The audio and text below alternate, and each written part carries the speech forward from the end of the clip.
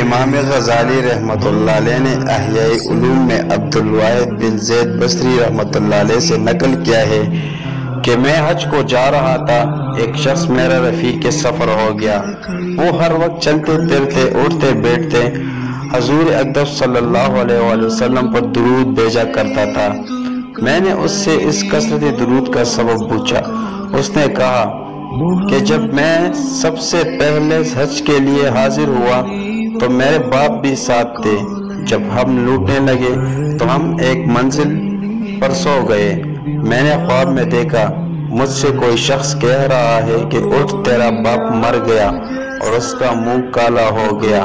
میں گھبرایا ہوا اٹھا تو اپنے باپ کے منہ پر سے کپڑا اٹھا کر دیکھا تو واقعی میرے باپ کا انتقال ہو چکا تھا اور اس کا منہ کالا ہو رہا تھا۔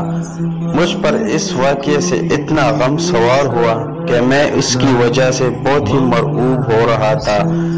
اتنے میں میری آنکھ لگ گئی۔ میں نے دوبارہ خواب میں دیکھا کہ میرے باپ کے سر پر 4 حبشی کالے چہرے والے، جن کے ہاتھ میں لوہے کے بڑے ڈنڈے تھے، مسلط ہے۔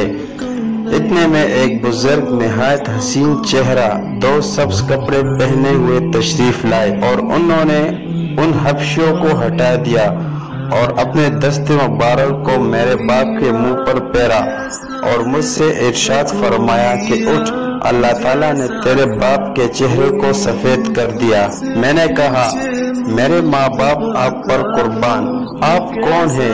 آپ نے فرمایا میرا نام محمد صلی اللہ علیہ وآلہ وسلم ہے۔ اس کے بعد سے میں نے حضور اقدس صلی اللہ علیہ وآلہ وسلم پر درود کبھی نہیں چھوڑا۔